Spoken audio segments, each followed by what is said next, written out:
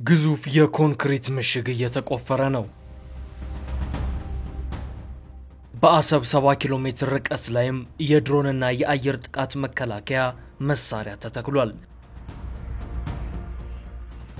የኢትዮጵያ ታንኮች አፍንጫቸውን ወደ አሰብ መቀሰራቸውን ተከትሎ የኤርትራ ጦር በአሰብ ግዙፍ የኮንክሪት ምሽጎችን እንደገነባ አንድ ዓለም አቀፍ ተቋም ይፋ አድርጓል። ተቋሙ የኢሳያስ መንግስት በቅርቡ ከራሺያ ስለገዛቸው ተዋጊ ጄቶችና የድሮን መቃወሚያም ሰበር ወታደራዊ መረጃን ይፋ አድርጓል። የኢትዮጵያ ጉዞ ቀይ ባህርን ለማስቆም ፈተናው በርክቷል። ሀያላን ሀገራትና ተቋማትም ሁለቱን ሀገራት እያስጠነቀቁ ነው። ሆኖም የኢትዮጵያ የባህር በር መሻት የማይላወስና ወደ ኋላ የማይል እንደሆነ ልብ ያሉ ይመስላል። በአሰብ ግንባር ውጥረቶች ማያላቸውን ተከትሎ አዳዲስ ወታደራዊ ሪፖርቶች እየወጡ ነው። ባለፈው ሳምንት በአሰብ ስብሰባ የተቀመጡት የኤርትራ ጦር አመራሮች ሰራዊቱ ያለበትን አሁናዊ ቁመና ገምግመዋል ተብሏል። በዚያ ግንባር የምሽግ ቁፋሮ መቀጠሉ የተሰማ ሲሆን በአንጻሩ በኢትዮጵያ በኩል የሰራዊት እንቅስቃሴው በይበልጥ እየገፋ መምጣቱ ተዘግቧል። ውድ የቻናላችን ቤተሰቦች ዓለም አቀፍ ተቋማት በአሰብ አቅጣጫ ስላለው ወታደራዊ እንቅስቃሴና ትርምስ ያወጡትን መረጃ በስፋት እናጋራችኋለን። ከዚህ በተጨማሪ በቅርቡ ኤርትራ ከሞስኮ ስለገዛቻቸው የጦር ጄቶችና የድሮን መከላከያ ዝርዝር መረጃን ይዘን መተናል። እንደተለመደው ቪዲዮውን ላይክ እና ሼር በማድረግ ጥቂት ደቂቃዎችን አብራችሁን እንድትዘልቁ ግብዣችን ነው።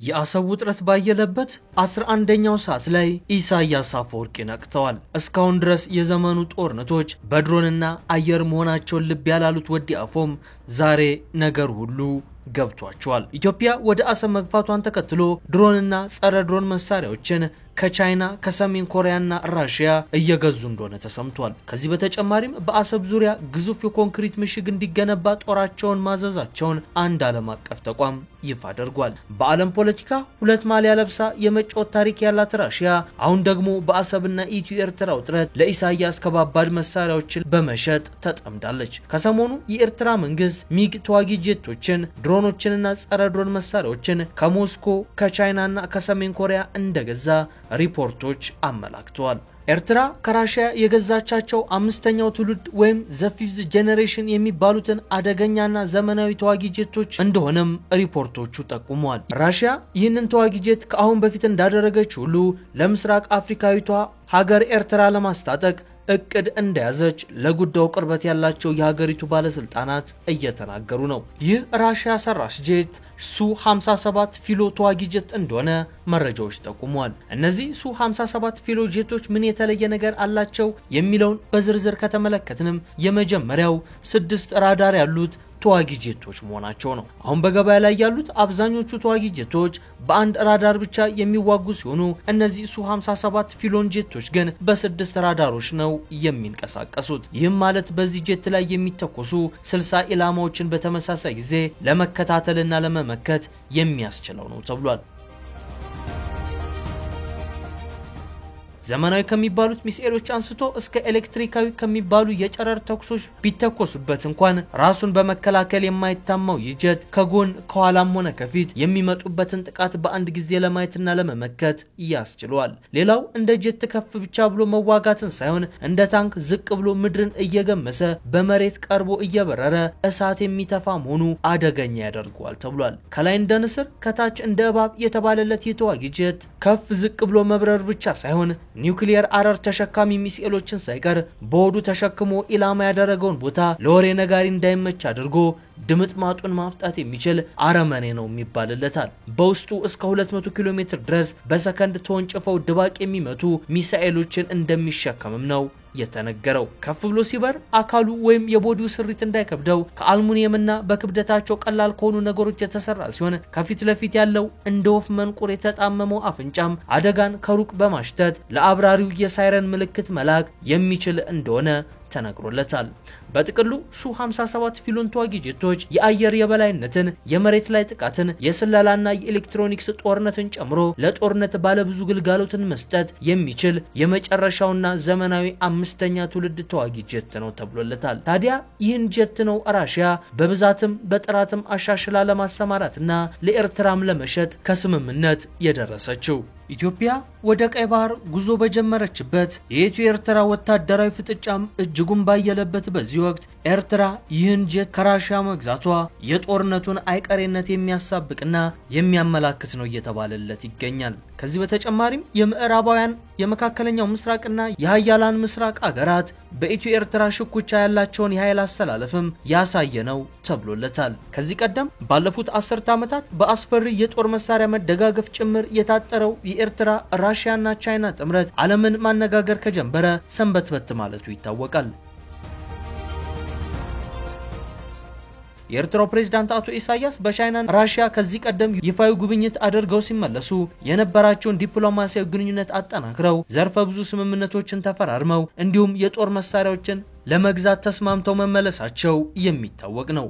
የኢሳያስ አፈወርቂዋ አገር ኤርትራ ከቻይናና ራሽያ ጋር የወታደራዊ ድጋፍ ስምምነት ከተፈራረመች ወዲህ የተለያዩ ወታደራዊ ድጋፎች ሲደረጉላት እንደቆዩ ሪፖርቶች ያሳያሉ። ሚሳኤል፣ ሄሊኮፕተሮችና አደገኛ የጦር መሳሪያዎችን ከእነዚህ ሀገራት በማስመጣትም እየታጠቀች እንደምትገኝ ወታደራዊ መረጃዎች ይጠቁማሉ። ይህም ለምስራቅ አፍሪካ ቀጠና የሚኖረው የፖለቲካ ትኩሳት አንድ ግብአት እንደሚሆን እየተነገረለት ይገኛል። ፊታችንን ከኢሳያስ የጦር መሳሪያ ግዢ ወደ አሰብ ግንባር ስናዞር ደግሞ የኢንተርናሽናል ክራይሲስ ግሩፕን አደገኛ ጠንካራ ሪፖርት እናገኛለን። ተቋሙ የኢትዮ ኤርትራን አሁናዊ ሁኔታ በተመለከተ ሰፊ የማስጠንቀቂያ ሪፖርትን በትላንትናው ዕለት ይፋ አድርጓል። ተቋሙ ባወጣው ሪፖርቱ ታዲያ አሰብ አፋፍ ላይ ውጥረቱና ወታደራዊ ፍጥጫው አይሏል ይላል። ከሳምንታት በፊት ህዝቧን በሚስጥር ክተት የጠራችው ኤርትራ የአሰብ ጉዳይ በጥብቅ ያሳሰባት መሆኑን ነው ይህ ተቋም ይፋ ያደረገው። የሪፖርቱ ባለቤት የሆነውና በዓለማችን ባሉ ግጭቶች ዙሪያ ትንታኔ የሚሰጠው እንደዚሁም ሊፈጠሩ የሚችሉ ግጭቶች ዙሪያ አስቀድሞ ጥቆማዎችን የሚያቀርበው ኢንተርናሽናል ክራይሲስ ግሩፕ ሲሆን የኢትዮ ኤርትራን አሁናዊ ሁኔታ በተመለከተ ሰፋና ዳጎስ ያለ ትንታኔን አቅርቧል። ተቋሙ ከአሰብ ወደብ ጋር በተያያዘ በኢትዮጵያና በኤርትራ መካከል አውዳሚ ጦርነት ሊከሰት ይችላል ሲልም በዳሰሳው አመላክቷል። በአሰብ ዙሪያም ከፍ ያለ የጦር እንቅስቃሴና ውጥረት የተፈጠረ መሆኑንም በሪፖርቱ ተጠቅሷል። ኢትዮጵያ አሰብን ልትጠቀልል ትችላለች የሚለው ከፍ ያለ ስጋት ያደረባት አስመራ እያካሄደች ካለችው የዲፕሎማሲ እንቅስቃሴ ባሻገር ወታደራዊ ዝግጅት እየተስተዋለባት መሆኑን ነው ኢንተርናሽናል ክራይሲስ ግሩፕ በትንታኔው ያብራራው። የወታደራዊ ዝግጅት ማዕከሉም አሰብ መሆኑን ነው ሪፖርቱ ያመላከተው። የሁለቱ ሀገራት መንግስታዊ ሚዲያ ይዘቶችና ያለው አጠቃላይ ድባብ ወደ ጦርነት የሚያመራ ሆኖ ይታያል ሲል ነው ተቋሙ በማስጠንቀቂያ ሪፖርት የጠቀሰው። ጠቅላይ ሚኒስትር አብይ ኤርትራን በኃይል የመውረር ፍላጎት እንደሌላቸው ማረጋገጫ የሰጡ ቢሆንም የአዲስ አበባን ጉዳይ በቅርበት የሚከታተሉ የቀጠናው ዲፕሎማቶች ግን ኢትዮጵያ አሰብን ልትጠቀልል ትችላለች በማለት ጥርጣሬያቸውን እየገለጹ ይገኛሉ ብሏል። ክራይሲስ ግሩፕ በዚህ ማብራሪያው በቀጠናው ጦርነት እንዳይከሰት በማድረጉ ረገድ ከጠቅላይ ሚኒስትር አብይ አህመድ ጋር ጠበቅ ያለ ዲፕሎማሲያዊ ግንኙነት ያላቸውና ተጽዕኖ ማሳረፍ የሚችሉ እንደ ቻይና፣ ሳውዲ አረቢያ፣ ኬንያና ቱርክ ያሉ አገራት ሚናቸውን በመወጣት ረገድ ተመራጭ ናቸው በማለት ምክር ሐሳቡን ለግሷል። አክሎም ኢትዮጵያ በአፍሪካ ቀንድ ራሷ የምታስተዳድረው ወደብ እንድታገኝ በማድረጉ ረገድ አጥብቀው መነጋገር አለባቸው በማለት ነው የገለጸው።